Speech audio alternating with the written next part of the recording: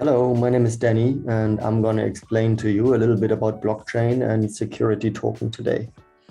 In order to facilitate that, I will give you a rough overview of the blockchain and cryptocurrency market in my presentation here. So as you can see, to learn about blockchain and crypto probably feels like the guy holding the hose.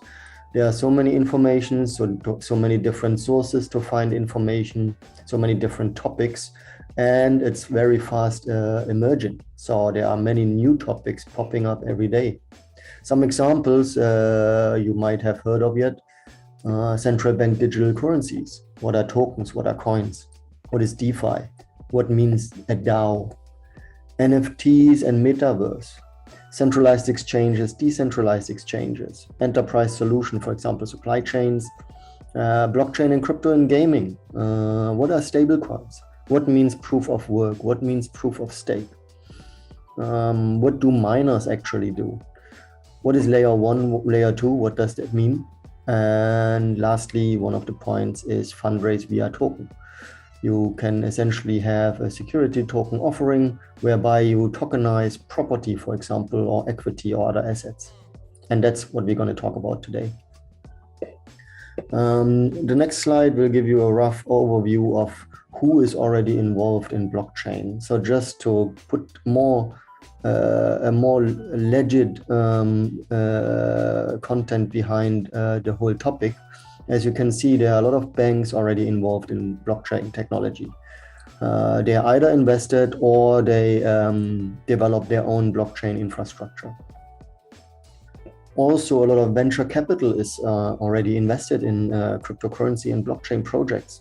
Those are not just tokens, also other infrastructure projects. Not every blockchain project has a cryptocurrency, a token or coin. However, as you can see here in 2021, it booms the investments. Here are some examples of commercial companies which are already in the blockchain space to a certain extent. Yeah, using blockchain technology, trialing blockchain technology. So also another point to make it to showcase that it's very legit. Now we're going to talk about a security token offering, which essentially is whereby you tokenize certain assets. What are assets? I have some examples here of some token assets. For example, equity token, which essentially means your company shares are tokenized. One share, one token, $1, for example. This also gives the token holder the certain rights, like, for example, voting rights or dividends. Because it's an investment mean, it falls under security token. Bond or debt token. Essentially, you can tokenize any financial instrument from the traditional world. Real estate token. It's a good example because real estate is one of the most illiquid assets in the world. Or other asset token. So you could tokenize. Tokenize is essentially fractionalizing, where you fractionalize an asset.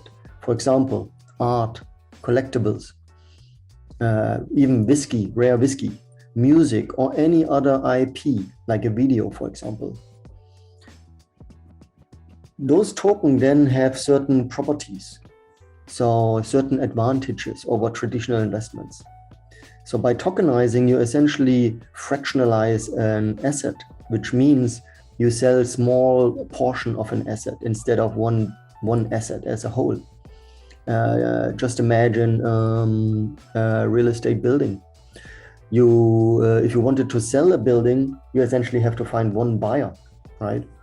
Whereby if you fractionalize it, tokenize it, for example, by room or by square foot or square meter, you enable actually a global investor base, because the investment can be smaller. The investor essentially doesn't have to buy the whole building.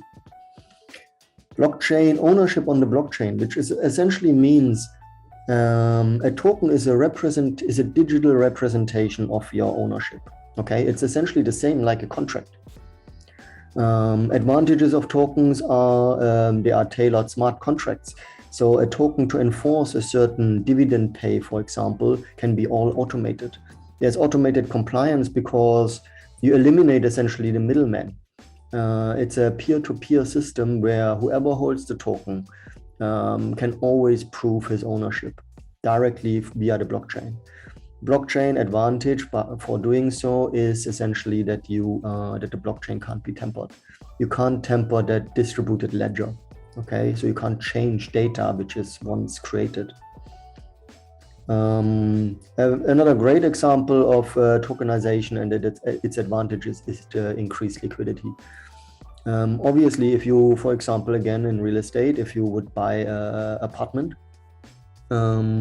sometimes in an economic crisis, it might be hard to sell the apartment. Because why? Because you're trying to sell the whole apartment for, let's say, 500,000.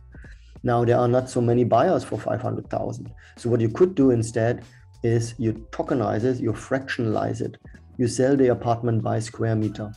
Okay, so you could sell 1 square meter $50 and therefore attract a more global investor base or more retail investors also. Therefore, it should be easier to potentially sell that apartment. Then also those fractionalized owner of those apartments, they could also share the rent. The rent then could be distributed equally accordingly to the token holder, who are the token holders. So all of this is automated and can be facilitated via blockchain technology.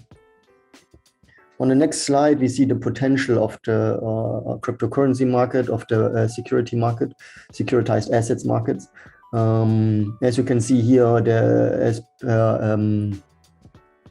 market is approximately 24 trillion as per World Bank forecast of what could be tokenized. So there are bonds, other equity, real estate, of course.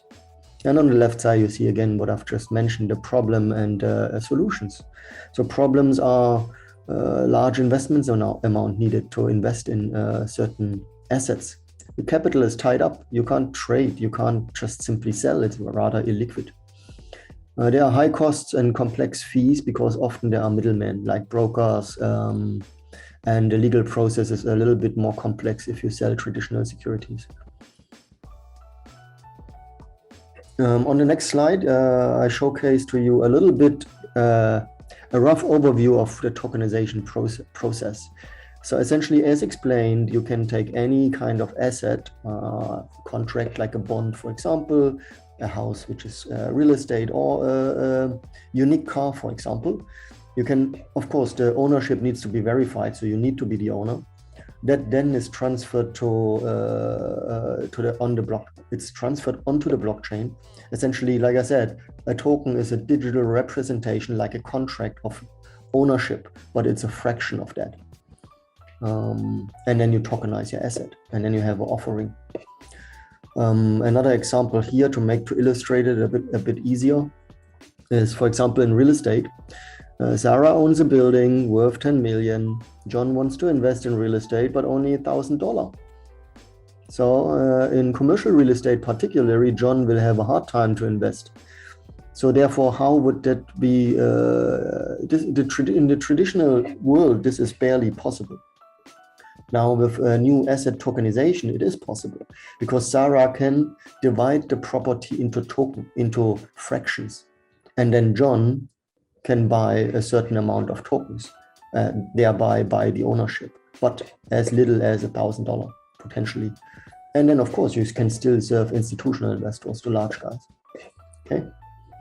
And how it works is this example, you have the real estate.